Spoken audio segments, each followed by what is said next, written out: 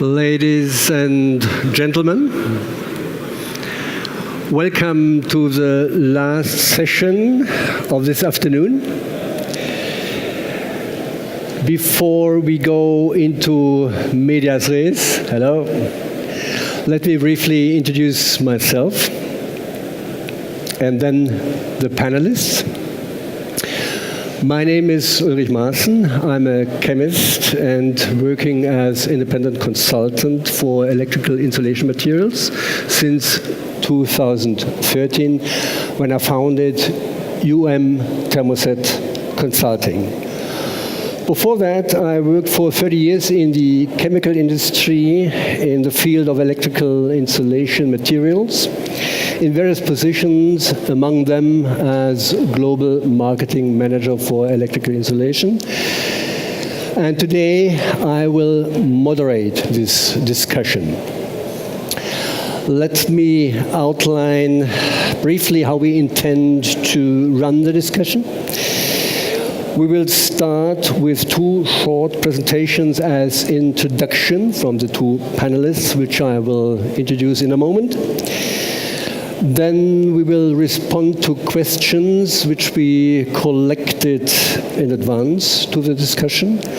And afterwards, if time allows, questions from this audience can be raised and will be answered. Hello. REACH authorization, an existential threat for the electrical industry? Question mark? A provocative question, at least, as headline for our today's discussion. Of course, we cannot discuss this generally, since by far too many chemicals and substances are affected by REACH. We will explore this question on behalf of two important substances, namely two anhydrides, which are used as hardeners, as curing agents for epoxy resins in electrical industry. And we will start with a presentation from Dr. Aart Rouw, who will give a short overview on REACH and the status of the two mentioned anhydrides.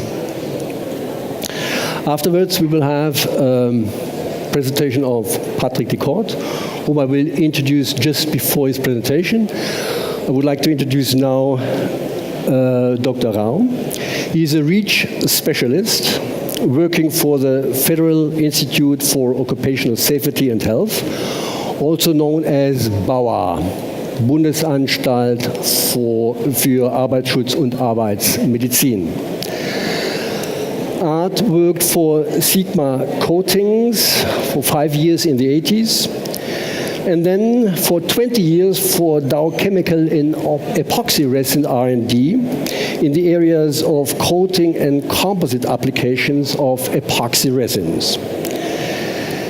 Afterwards, he discovered his love for EHS activities, also for Dow, in the R&D labs in Rhein-Münster, concentrating on management of hazardous goods and the introduction of behavioral safety programs. And then he left Dow and joined the BAUA team in 2010, responsible for the German contributions to REACH in the area of occupational safety. Aart, please.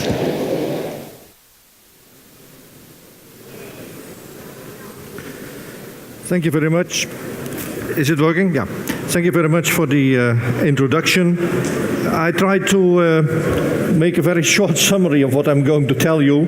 REACH authorization is very often discussed in a kind of framework that people react as if it's the end of the world, at least of the end of the business as they know it. Well, that's not the case, but I cannot change that. REACH authorization is making life more difficult. So if you forget everything else, which I have, what I will tell in a few moments, be aware and prepare.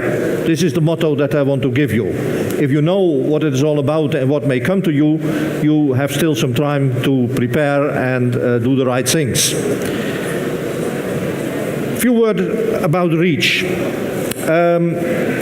It's a rather complicated piece of legislation, but within REACH there are the so-called substances of very high concern. Those are substances which are selected by the member states, and I want to stress this because that causes a lot of confusion, based on hazard properties. In most cases that's carcinogens, mutagens, and reprotoxic substances, or PBT, so environmentally problematic substances. So not a question if there's a high risk, but whether the property is there is decisive to be selected as SVHC. Then there's also an ominous expression, which is also a possibility to select substances, equivalent level of concern. That's a bit of fuzzy description, and up to today the experts in Europe are still trying to discover what it actually means and what is equivalent level of concern and what's not. What is clear, what has been discussed within the member states, that respiratory sensitizers like the anhydrides are considered as potential candidates for SVHC because we consider respiratory sensitization to be an equivalent level of concern. These substances end up in a list, a candidate list. Then there's a kind of procedure which starts when it's on the candidate list. In the end, if you have bad luck, you end up in a list which is called Annex 14. Those are the substances which need an authorization. What does that mean? It means that after a certain date, which is defined when the substance is included in Annex 14, you are no longer allowed to use such a substance unless you have an authorization, so a kind of permit for further use. How this is done, it's all described in REACH and in some guidances. It's relatively complicated, but if you have done everything correctly, you may end up with a so-called application for authorization, which may, if you have done it correctly, may be granted, and then you are free to use the substance for whatever the European Chemical Agency or the European Commission thinks is appropriate. It can be 4, 7, or 12 years. In principle, it may also be longer, but for simplicity, those are the three lengths of review periods which have been used over the last few years. To summarize it together, what is this REACH authorization all about? It has two objectives. The main objective is, the message is, you will have to get rid of this substance because the experts think they are hazardous and present a certain hazard also to the humanity or to the environment. So get rid of it now, or if that's not possible, start activities to get rid of it in the future. Of course, it's clear that in many cases that's not so easy, or at least not from one day to the other. So there may be some time, or maybe a very long time, before you can really replace such substances. In the meantime, make sure that you use them in a safe way. So control the risks and prove that to the authorities. Well, how do you prepare such an application for authorization? It's a long story. I want to concentrate on two things. There are two basic ways to do this, which are both okay and described in the REACH legislation. There is the possibility that the supplier of a chemical, which is under the authorization duty, makes one application for the total supply chain. All users in a specific application, so-called upstream application.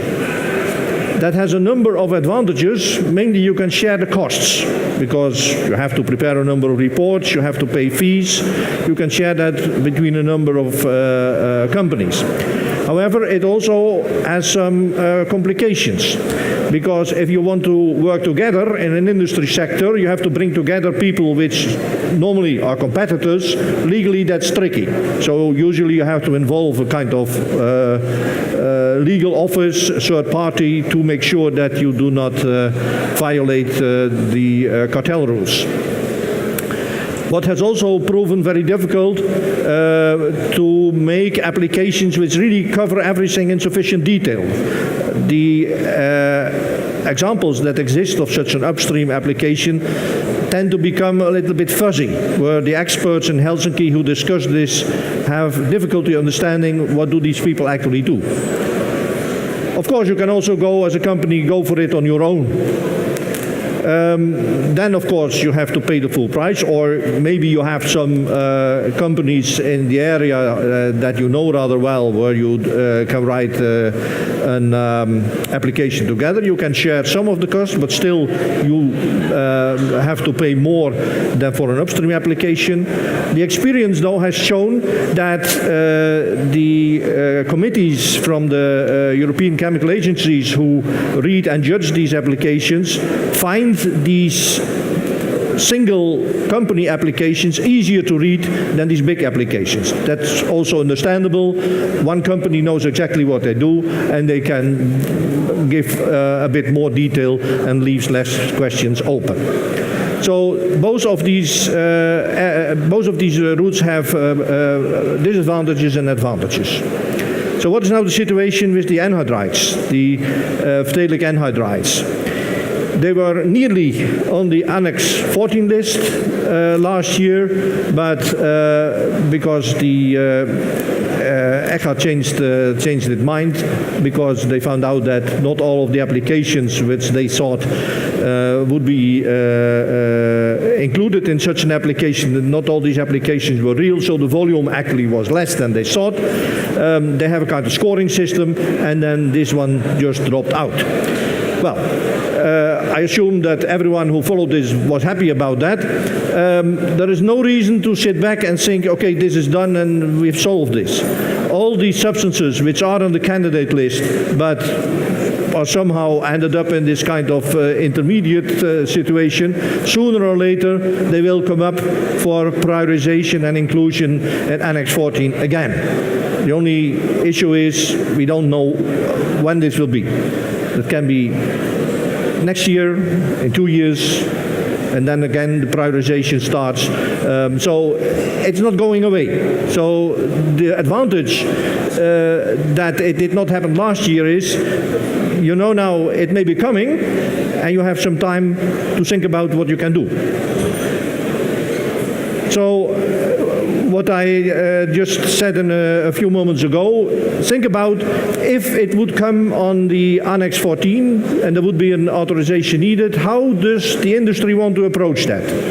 Is it possible to do it in a kind of upstream application that the manufacturers or importers of these anhydrides make one application that covers the whole supply chain, or does every company or small groups of companies have to go for their own? It's something that you can think about, where you can judge the possibilities and already make up your mind so that you know what you have to do when the moment is there. What is an important issue in the discussion about these authorizations is what is the situation with the alternatives. Remember, the big idea is we want to substitute substances. That is not such an easy thing, because in one use there may be an alternative and another use there may be not.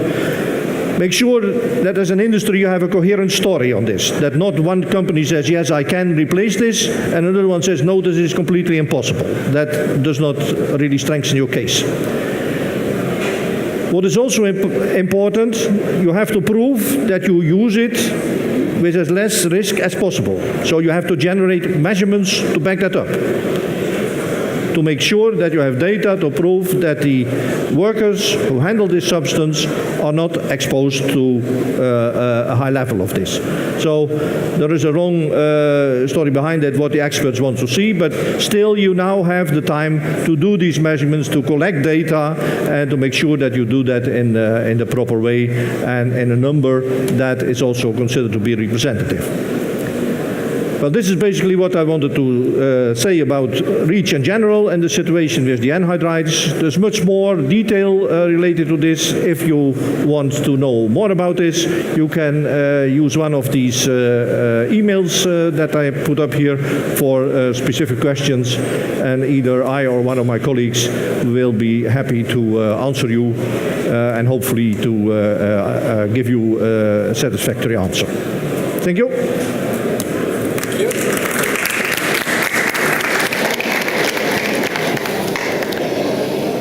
Thank you, Aart. I think that was a very good introduction and overview on a quite complex matter. And I also heard a strong appeal to take this issue serious and to act and react on this issue. We will hear now Patrick de Kort, who will describe how the electrical industry reacts to this issue of the two anhydrides. Patrick is a regulatory compliance manager, working as manager for the Anhydrides Joint Industry Taskforce, which was built just exactly to react on this story, on this issue of the two anhydrides. Patrick has a bachelor in biomedical sciences, performed an internship at the European Parliament, and joined afterwards Polymer Comply Europe 2 years ago. In this time, he has been involved in the plastics worker exposure modeling projects, assigned also the co-chair of the MedPharm Plus regulatory task force, and worked on several substance-specific issues, including these two anhydrides, HHBA and MHHBA. In this discussion, he will, of course, be acting in his role as manager of the Anhydrides Joint Industry Task Force. Patrick. Okay. Is this thing working? Good. Okay. So, thank you, Ulrich, for the introduction. I prepared, I think, 7 or 8 slides because I was told to keep this short. The Anhydride Joint Industry Task Force is an initiative by, I think, now 25 companies and 2 sector associations. They are all depicted here. And we have, in our associations, we have all the producers of the 2 substances. We have most of the formulators and all the big players within the electrotechnical industry that actually consume this substance. Now, as a task force, we set a number of objectives. First, we wanted to gather, as Aart recommended, information on the exposure to these substances, and also to include already there are some risk. We also wanted to know, actually, does this exposure result in adverse health effects? We're talking about 2 sensitizers. We consider the adverse health effect occupational asthma of these 2 substances. We also wanted to know, what if you take away these 2 substances? So what would happen to the European economy in such a case, the non-use scenario? And to inform authorities on possible alternative risk management measures. Alternative to authorization, to be precise. I will present what we did on these 3 objectives in 3 slides.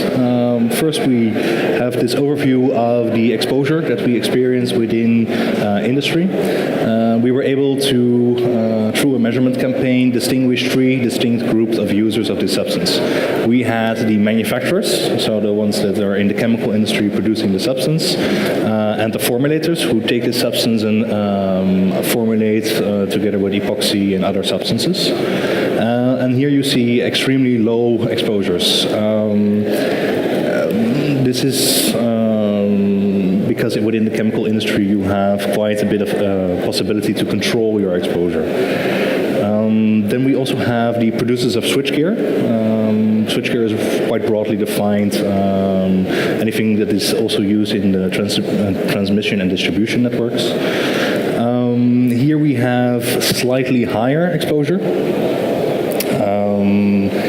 But but again, we see no cases of occupational asthma. Then there is the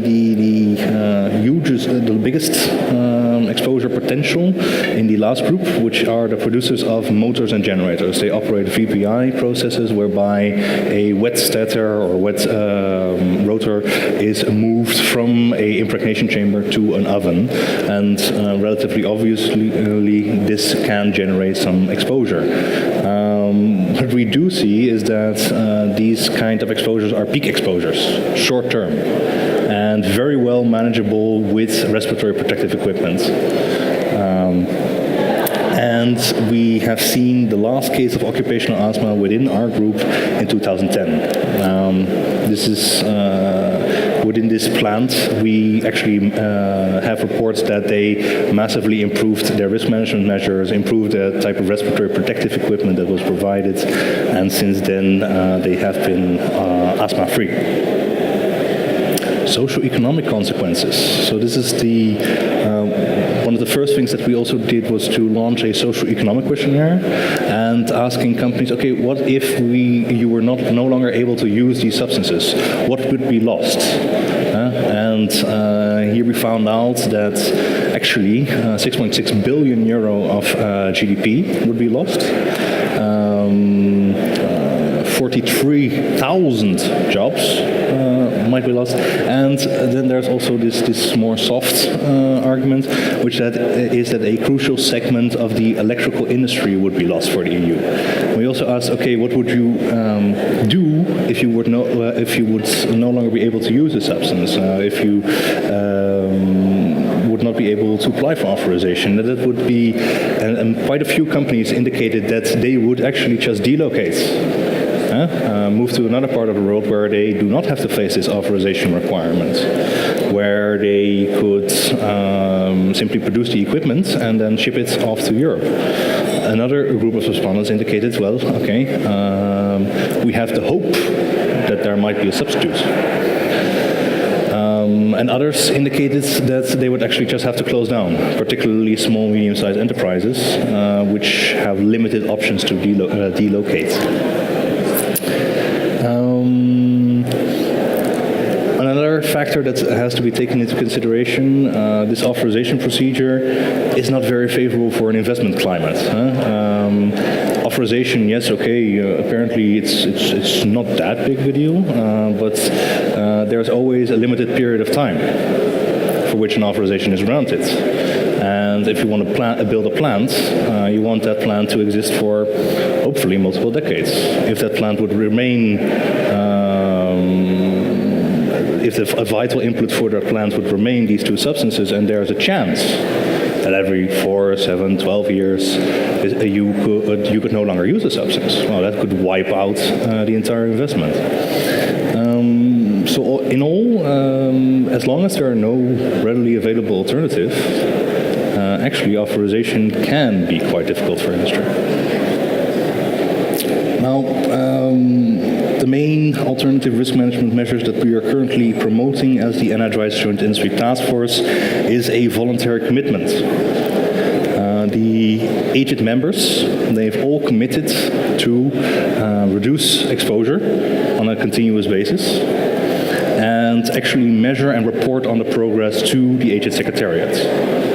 And the AJIT Secretariat would then report in annual reports to the outside world on the progress of the members. The members also commit to the highest standard of medical care. We developed a medical diagnostic guideline together with a doctor in the UK, which was a specialist in respiratory sensitization. And this should prevent the progression from sensitization to occupational asthma. Then another thing that we are currently developing is a worker training program. We want to make sure that all the workers within industry are properly trained to handle these substances. And the last bullet point is where the voluntary commitment becomes less voluntary. Because we've decided that once amongst the membership, amongst the signatories of this voluntary commitment, a risk management measure becomes standard. the registrants will communicate this risk management measure in exposure scenarios to their customers. So all the producers and importers of this substance will include in their safety data sheet, you need to apply this risk management measure. And upon receipt of this safety data sheet, the company would then have to apply the risk management measures within 12 months or perform their own downstream user chemical safety assessments, which is quite tricky. And therefore, we believe that this will affect 100% of industry, all the users of anhydrides. Then, of course, we're all here to sell something. And in my case, it is a membership of the Anhydrides Joint Industry Taskforce. We are open to any and all users of anhydrides. Small volumes, high volumes. If you have a very peculiar process, we are also willing to incorporate that. We are very much capable of handling this confidentiality that Aart recently highlighted. And by joining AJIT, you become part of the solution. Yeah? You contribute to this worker training program. You contribute in terms of best practice guidance for members. You become part of the solution, and you also receive help from the other members, from the Secretariat in return. You will also be the first to know if there are any developments. As soon as anything changes into the regulatory status of these anhydrides and you need to do something, we will tell you. Okay. For more information, you can visit our website.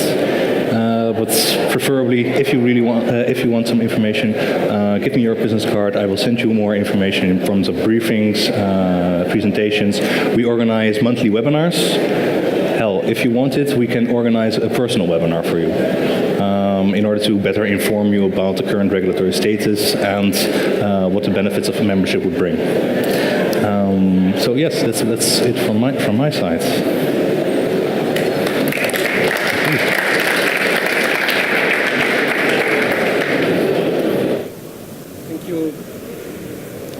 Thank you, Patrick, for this presentation. I think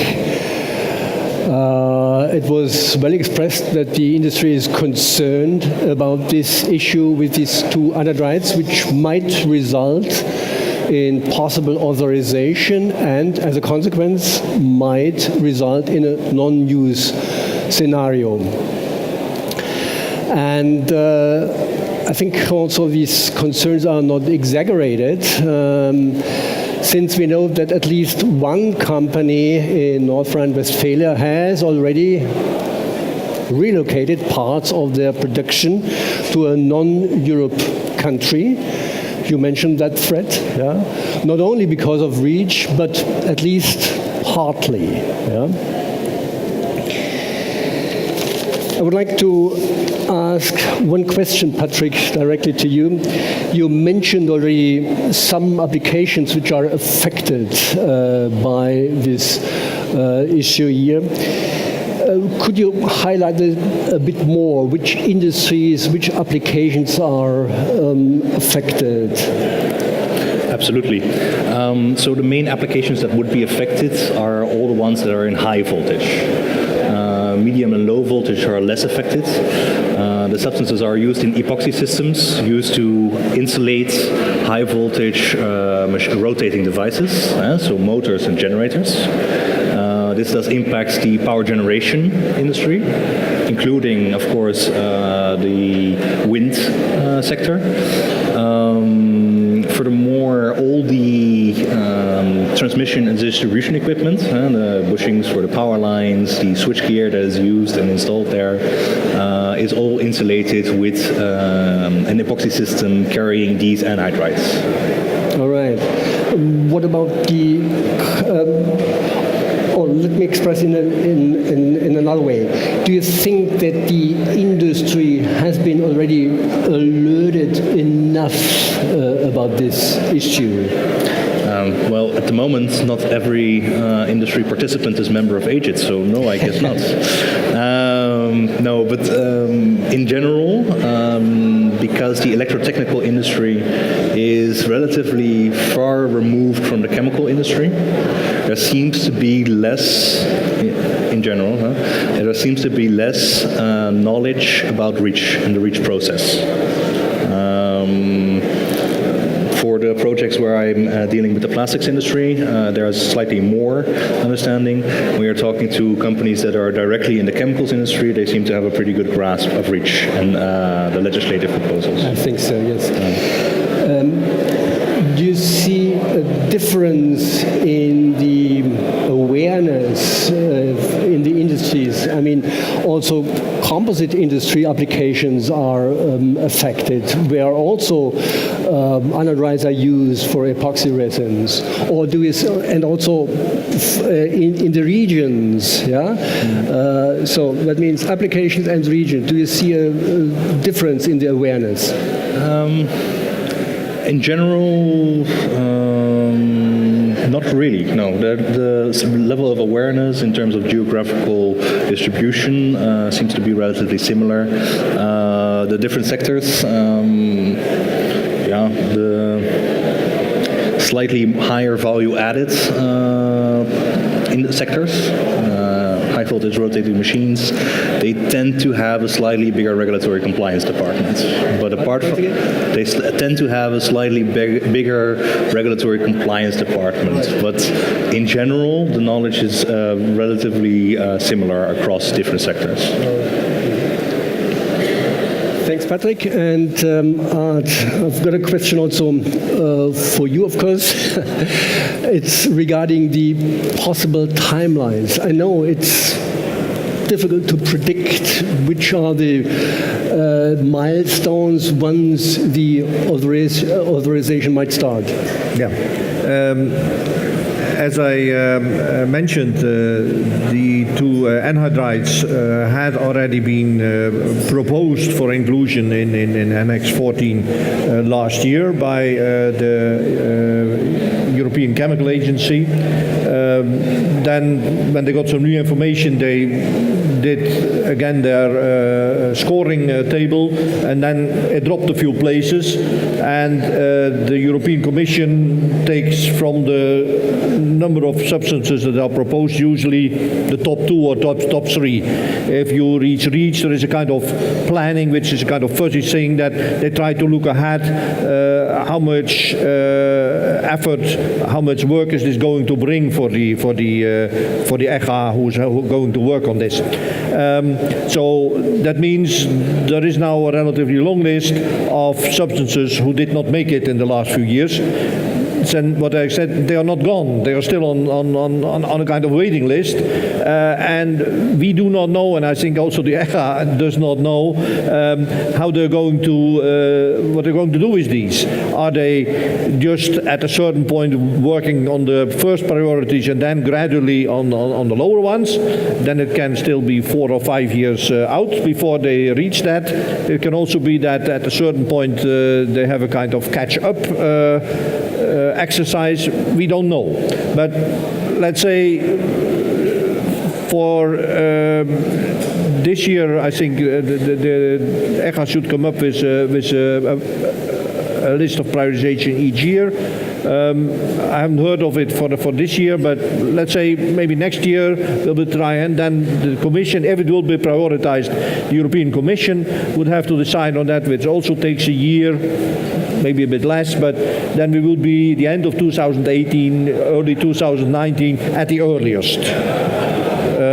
And then you would also have a defined sunset date after that, which is usually 2 years. So then you would be in 2021. But REACH tells you that the application for authorization should be submitted 1.5 years before the sunset date. So then it would be in about 2020. But that is when it would come next year. At the earliest 2020, you would have to make sure that you have your homework done. All right. But it can also be that it moves 2-3 years in the future. Of course. So we understand that the possible authorization, putting the anhydrides on the authorization list, Annex 14, could happen earliest next year? Yes. And the possible sunset date is earliest 2022, maybe. And 18 months before the AFA should be applied. What is making this difficult to predict is the information that Patrick presented is that the industry has taken up the responsibility to generate data and to make improvements. You may think that, okay, maybe that's sufficient that the subject disappears from the agenda altogether. That's not foreseen within REACH, but once it ends up in Brussels, it becomes a political decision. It may very well be that the European Commission comes to a conclusion is, well, industry is taking this up, so even if the substance meets all the conditions, we postpone this. So do not give up, but it's not that just because you are doing good work, it will certainly disappear from the list. It becomes in the end a political decision what they do in Brussels. I mean, end of 2022 might sound a long period of time, but I heard today that developing a new installation system for large generators and motors might take, from scratches I mean, might take even up to 10 years. So therefore 5 years is quite a short period of time for these sensitive industries. All right, Patrick, another question. You presented the activities of the AJIT, the task force. But can you outline a bit more the final target of the AJIT? What are the objectives? Well, the primary objective at the moment is to try to avoid that the substance fall under authorization. And to show our goodwill, we have this voluntary commitment, which in the end does reach the entirety of industry. And we hope, and we're trying to convince member states and the European Commission that this would be an appropriate alternative to authorization. That's all I can say for now. What about restrictions? Restriction is something that we do not have a formal consensus on at the moment. I see. All right.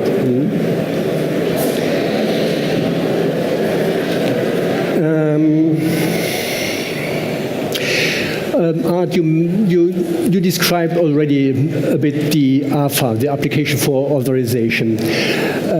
Can you outline a bit more what the process is all about and how probable it is that the AFA will be granted for companies which try to apply for?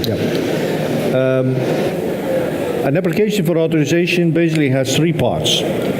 First, there is the what's called the chemical safety report, which is basically describing how do you use the substance, where do the risks appear, what are the exposure data that you have, and that involves, and that caused a lot of confusion in the beginning because it involves to disclose some of your operations and how you do that in the equipment which you use. And okay, that's tricky, and it's always possible to black out certain parts in the application because it's published, but you do not want everything to be public. So you can flag certain things which are done blacked out. Then there is the analysis of alternatives. So you're expected to give an overview of, let's say, the state of the art, why the substance that you apply for is so unique that you cannot replace it by something else. If you can, then probably you would not even apply. There are some applications for authorizations where people say, we are working on something, it looks good, but we need to certify this, so we need at least 5 years or so. That's also a possibility. But in many cases, people say, we have some ideas, but we're not quite sure, so it will take at least 10 years. And that's accepted. I mean, usually that's a good argument for getting a long review time. And then there is a third-party socioeconomic analysis. What Patrick already indicated, it's expected that you try to describe what could happen. If I do not get this authorization, what alternative? What should I do? I can close my plant. I can move to the Far East. I can also try to do something different, and you can try to put some numbers to it. It has some costs. You have to compare that to the risk of further use. If some people fall ill, that will also cost some. That will also have some costs. Usually, so far, the economic costs of relocation or closing plants are much higher than the actual human health costs. So it's a good argument to say I need this authorization to because it makes economic sense and it makes sense for society as a whole. I do not know all the applications of anhydrides, but from the discussions that we have had in the past, I think if you talk about vacuum equipment where there's very little release to the workers working with such equipment, I think there's a very good chance that you say it's unique, we need this for this application. There's very little exposure, so the risks are very low. The economic consequences would be disastrous if we did not get it. I think you have very good arguments to ask also for a long review period if you can back it up with good data. I was a bit surprised by one of the applications where they use powered respirators to keep things under control. If you look to the hierarchy of measures as it's defined in occupation safety in general, then substitution is the gold standard. If that's not possible, then you try technical measures, let's say a better exhaust, organizational measures, you limit the working time, and only at the last it's the personal protective equipment. Everyone realizes there are situations where you cannot do without, but if you specify this in order to keep things under control, you are in for some tough discussions, because the basic idea is substitution first. If that's not possible, what can you technically and organizationally do so that the exposure is reduced so much that you do not need such sophisticated personal protective equipment.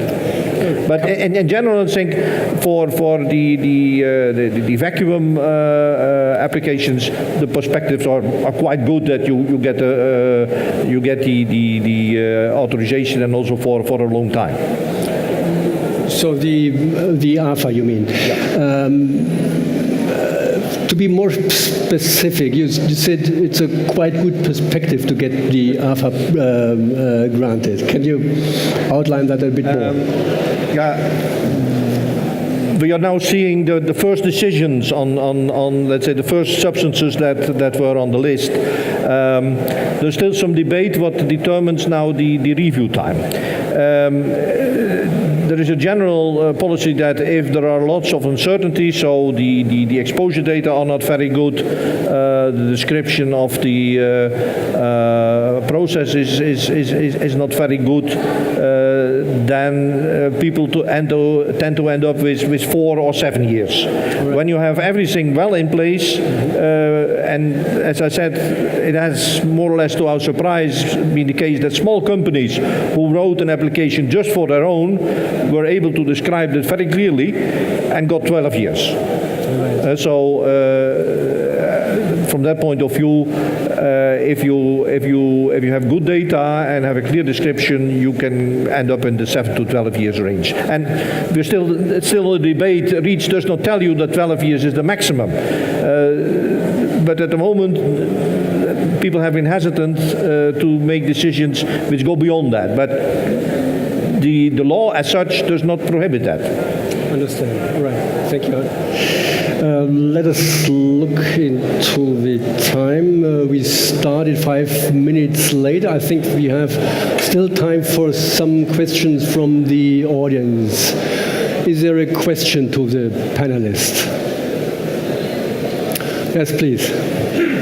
Can you identify yourself?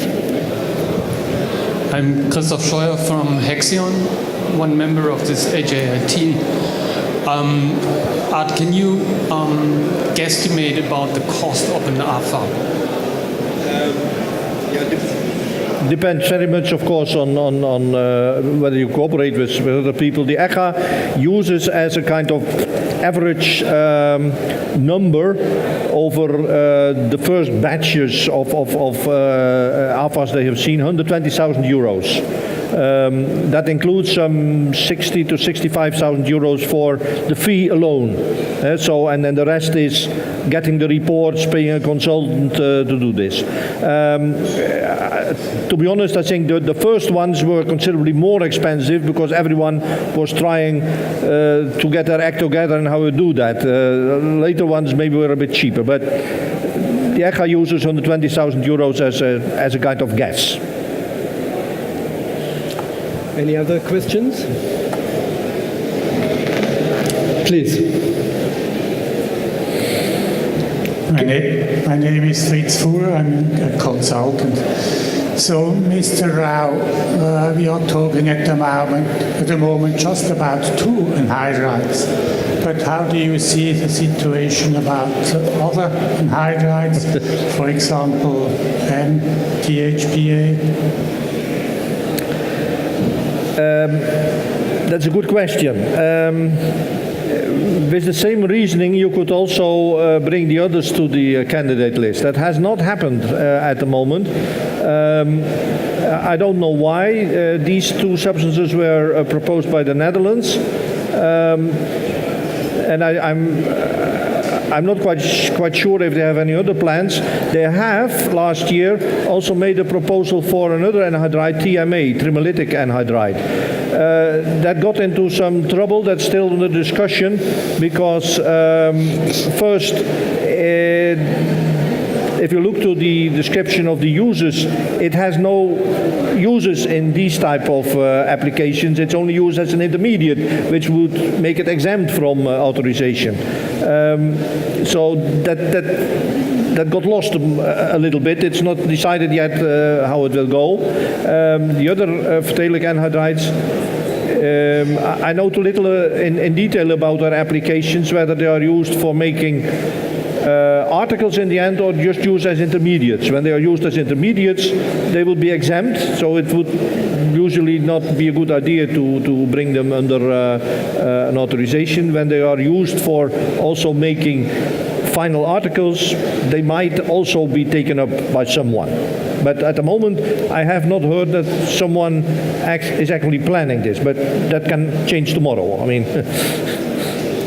If I leave for a moment my role as moderator to comment on that, for instance, MTHPA, a very similar anhydride to MHHPA and AHPA, is also widely used in the electrical and electronic industry to produce articles.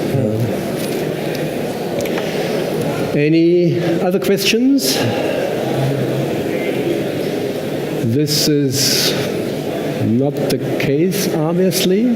Then we are just in time. And before I close, I would like to thank the two panelists again. And thank you for attending this session on a quite hot topic. Thank you again and have a nice evening.